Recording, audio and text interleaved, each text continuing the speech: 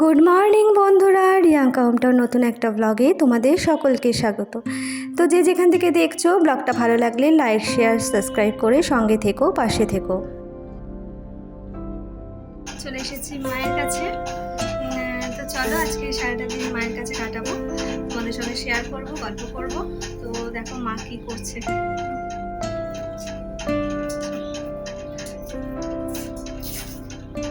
কেটে কেটে গুছিয়ে রাখছে।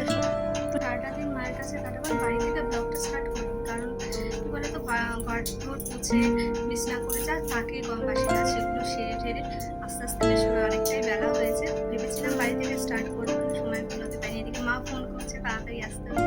তো চলো সঙ্গে থাকো, পুরো ভিডিওটা দেখো, লাইক শেয়ার সাবস্ক্রাইব করো। চলো দেখতে থাকো। ঘরের যা যা কাজ আছে, মানে মার ঘরে যেটুকুনি কাজ আছে ওটুকুনি করলাম। রান্নায় গেছি, রান্না করছি। চলো তোমাদের সাথে শেয়ার করে দিই কি রান্না করছি। এখানে আছে মাটন। মাটনটা টক দই দিয়ে মাখিয়ে রেখেছি, আর এখানে মশলাটা একটু কষিয়ে নিয়ে তার মধ্যে মাটনটা দিয়ে দেবো আর কি। তো এইভাবে করছি। আর এখানে আমটা সেদ্ধ করে রেখেছি, জলটা ফেলে দিয়েছি, কারণ এই আমটা যত টক হবে চিনি তত বেশি লাগবে। আর মায়ের তো সুগার জানো, তো সেই কারণে খুব বেশি চিনি দেবো না, হালকা টক মিষ্টি করব। তো সেই কারণে আমটার জল ফেলে দিয়েছি।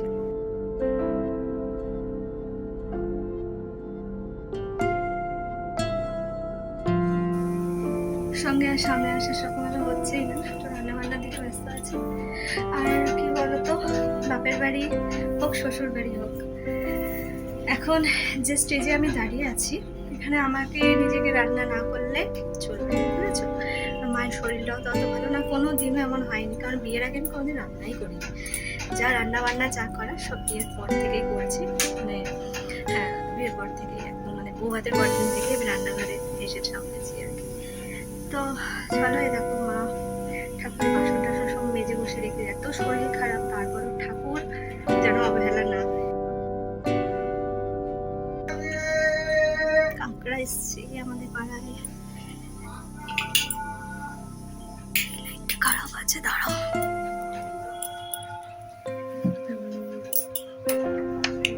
মশা প্রচন্ড, জানো তো।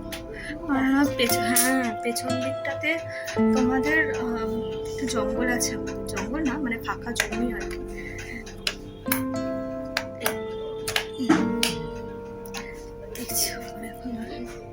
চলে কিনা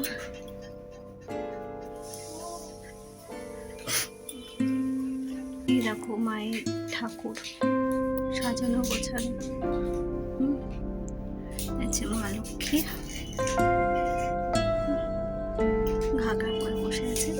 কি হয়েছে কি জানি, মা আসুক, মা স্নানে গেছে, পরে জ্বালাবো। আমার একটু ইচ্ছা আছে, কি বলতো, আমার বাপের বাড়ির ভেতর দিকটাই তোমরা দেখো সবসময়, মানে এই ঘরের ভিতরে যেরকম ভাবে আর কি থাকে, সেটা তোমাদের বাইরের দিকটা কিন্তু কোনোদিনও দেখায়।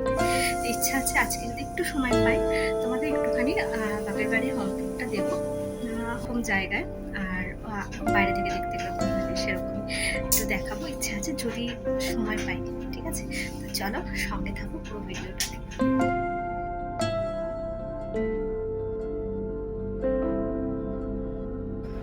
বিরিয়ানির জন্য যে রাইসটা করব, তো সেটা বসিয়ে দিয়েছি, আর এদিকে চাটনি হয়ে গেছে, আর এদিকে মাংসটা নামিয়ে তোমাদের সঙ্গে শেয়ার করে দিলাম। হয়েছে, আর এখানে স্টিমে দিয়েছি একটু ডাইরেক্ট হিট দিয়ে, এটাও আবার ভাপে দেবো। এটা অলরেডি ভাপে দেওয়া, এটা খেতে দিয়ে দেবো আর কি।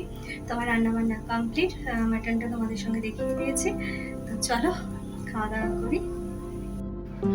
তো বিরিয়ানির লুকটা তোমাদের সঙ্গে শেয়ার করে দিলাম, দেখো কেমন হয়েছে কমেন্টসে অবশ্যই জানিও।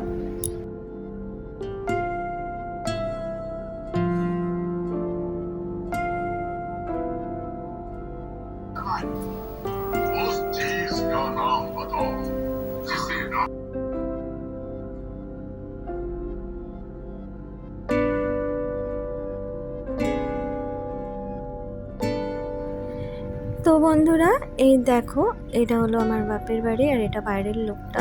তো চলো গেট খুলে যাব ভেতর দিকে। তো এটা হলো রান্নাঘর, যেখানে রান্না বান্না করে খাওয়া দাওয়া। আর এদিকে আছে একটু বারান্দা, এক্সট্রা জিনিসগুলো এখানে রাখা আছে।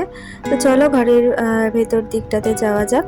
তো ঘরের ভেতরে দেখো, এটা হলো প্রথম ঘর আমাদের, এটা হলো সেকেন্ড ঘর, যেখানে ঠাকুর থাকে, একটা খাট আছে, একটা টেবিল আছে যেখানে ওষুধ ফষুধ থাকে, একটা জলের ড্রাম আছে ওখানে রাখা, আর ওই টেবিলের উপরে মা নিজের ওষুধ ফষুধ রাখে, রেগুলারের ওষুধ। আর এই দেখো শোকেস, ফ্রিজ, টিভি, আলমারি, ড্রেসিং টেবিল সবই একটা ঘরের মধ্যে। আর ওইখানে আছে আমার বাবার ছবি, আর লোকনাথ বাবার ছবি, আর আমার নিজের বাবার ছবি আর কি। তো চলো এই দরজাটা দিয়ে চোখ খুলে চলে যাব হচ্ছে একটু পেছন দিকটাতে। তো এটা সরাসরি একটু পায়খানা বাথরুম আছে আর কি, টয়লেট। আর এই সাইড দিয়েও রাস্তায় বেরোনো যায়, ওই যে দেখালাম না সাইড দিয়ে একটা গলি, তো ওখানে কুকুর ঢুকে বলে মা একটু হাবি জাবি কিছু দিয়ে রেখেছে যাতে কুকুর ঢুকে পটি না করে দেয় আর কি। আর চলো এই পাশ থেকে যাব হচ্ছে আমাদের সেই পেছনের দিকটাতে, জানো তো। তো এখানে আগে আমাদের কাকাদের ঘর ছিল, তো এই ওয়ালটার ওপাশে হচ্ছে আমাদের প্রথম ঘরটা আর কি, যেটা দেখালাম তোমাদের। তো চলো, এই যে কাকাদের ঘর ভেঙে নতুন ঘর করেছে, তো এই জায়গাটা এইরকমভাবেই রেখে দিয়েছে। আর মানে মোটামুটি যতটা পরিষ্কার করা যায় করে দিয়েছে। আর এগুলো ছোটোখাটো নোংরা পড়ে রয়েছে কিছু, এগুলো কেউ আসে না বলে পরিষ্কার করাও সেরকম একটা হয় না। মা আসে মাঝে সাঝে, আর মা অসুস্থ, মা কি করে এত পরিষ্কার করবে আর কি। তো এই দেখো এই পুরো ফাঁকা জমিটা, এটা হলো আমাদের।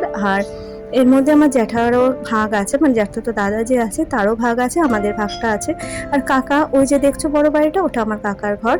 তো এই জায়গাটা পুরোটা আমাদের ছিল, জানো তো, পুরোটা।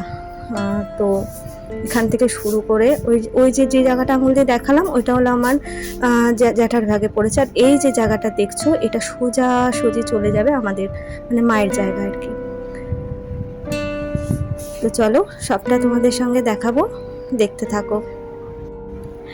ওই যে কাকার ঘর হয়েছে যেখানটা বললাম, ওটা তো আগে ফাঁকা ছিল। এই জায়গাটা পুরোটা এরকম ঘাস ভর্তি, ছোট ছোট গাছ, অনেক ধরনের গাছ আমার দাদুভাই লাগাতো। তো পুরো জায়গাটা ফাঁকা ছিল, জানো তো, অনেকটা জমি। তো সেখানে আমরা খেলাধুলা করে বড় হয়েছি। আর সামনাসামনি আছে কোয়ার্টার, দেখতেই পাচ্ছ, বড় উঁচু পাঁচিল দেওয়া, সেপারেট, ওদেরটা সেপারেট আমাদেরটা সেপারেট আর কি। তো চলো এইভাবেই এই জায়গাগুলো তৈরি। তো পুরোটাই তোমাদের ঘুরিয়ে দেখাচ্ছি, কেমন লাগছে ভিডিওটা অবশ্যই জানিও। বাপের বাড়িটা তোমাদের ঘুরিয়ে দেখালাম, এখন এরকম পজিশনে আমার মা আছে। চলো, বাপের বাড়ি যেমনই হোক বাপের বাড়ি, তাই না? তবুও তো একটা অস্তিত্ব, একটা চিহ্ন, ভালো লাগা, জন্মস্থান, জন্মভিটের ভালো লাগা, তাই না? তাহলে বলো কেমন লাগলো, কমেন্টস করো। জানি খুব একটা ভালো লাগবে না, কারণ সাজানো গোছানো তো নয়, আমি কোনো কিছু সাজিয়ে গুছিয়ে দেখাই না, তোমাদের যা ন্যাচারাল যা আছে তাই। চলো সঙ্গে থাকো। আর কি বলো তো, এই যে যেগুলো তোমাদের দেখাতে পারছি, এগুলো হয়তো আমার ইউটিউবে থাকবে, আমার যখন ইচ্ছে আমি এই ভিডিওগুলো চালিয়ে একটু দেখতে পারবো। এর জন্যও কিন্তু ভিডিওটা করা, সবসময় তো আসা হয় না, মাকেও দেখতে পারি না সবসময়। তো ভিডিওটা তোলা থাকলে কি মাকে দেখা যায়। একটা টাইম ছিল, জানো তো, এই যে এই জায়গাটা দেখছো না, এই যে কাকারা যে ফল করেছে, এই জায়গাটা পুরোটা আমার দাদুভাইয়ের জমি ছিল। আমরা কিন্তু এখানে একসাথে খেলাধুলা করে সবাই মিলে বড় হয়েছি, খেলতাম। এই জায়গাটা আমাদের খেলার গ্রাউন্ড, পুরো ফাঁকা মাছ, মাঝে মানে বাড়ির মাঝখান থেকে একটা মানে জমির মাঝখান থেকে একটা নারকেল গাছ ছিল, আম গাছ ছিল, ওইখানে জাম্বুল গাছ ছিল। তো কিছুই তার নেই, সব কিছু ভেঙে কেটে সেখানে বাড়ি করা হয়েছে, যা হয় শরিকি বাড়ি হলে যা হয়, অনেকেরই হয়তো আছে। তো আমার দাদুরা কিন্তু বাংলাদেশ থেকে আসে, তো বহু বছর এখানে তারা ছিলেন, কেউ নেই, সবাই মারা গেছেন, দাদু, ঠাকুমা, জেঠু, আমার বাবা, কেউই বেঁচে নেই। কিন্তু স্মৃতিগুলো তো থাকে, তাই না? স্মৃতিগুলো কোথায় যাবে? আমার সেই ছোটবেলার স্মৃতি, আমার বড় হয়ে ওঠা, আমার বাবা মার সঙ্গে কাটানো সময়, বাড়ির বড়দের সাথে কাটানো সময়, খুব খারাপ লাগে একটা সময় যে বাড়িটাতে আসি, সেই মানুষগুলোকে আর পাই না। মা আছেন, মা তো খুব অসুস্থ, তোমরা জানো।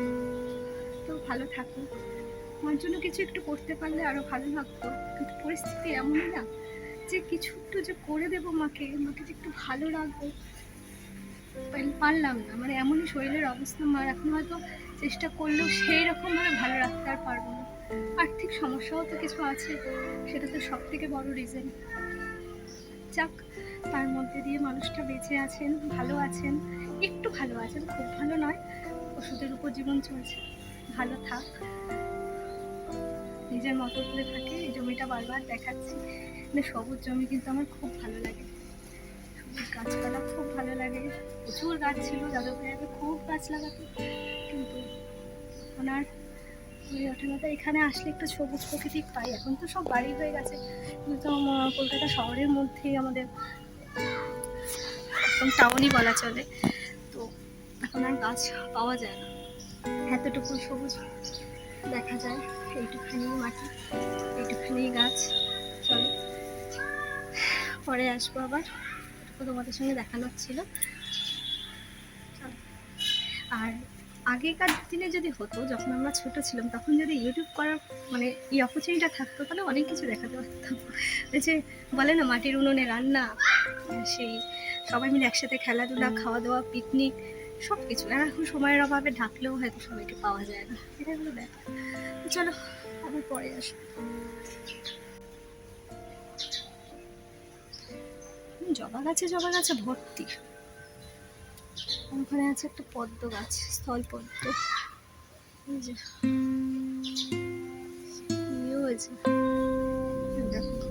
দেখেছো? ক্যামেরা দেখতে পেলাম, আমি কিন্তু অনেকটা দূরে দাঁড়িয়ে আছি।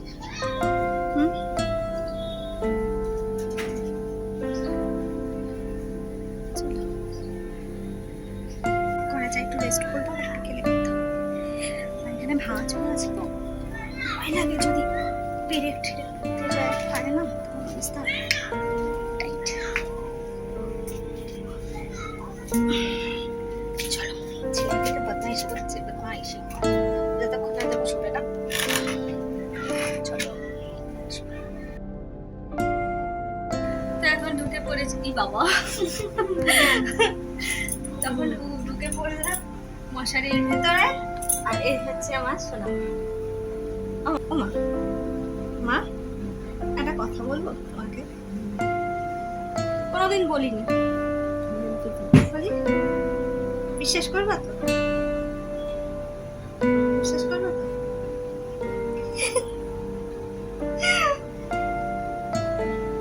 আমার এটা অনেকদিন ধরে বলার ইচ্ছা, আর এটা মেমোরি হিসাবে তুলে রাখারও ইচ্ছা। সত্যি কথা বলতে বাবাকে বলতে পারিনি, তোমাকে বলি, তোমাকে খুব ভালোবাসি,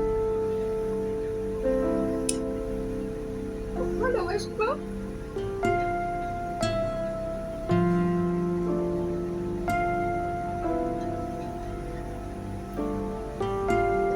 I love you. সোনা, ছোট্ট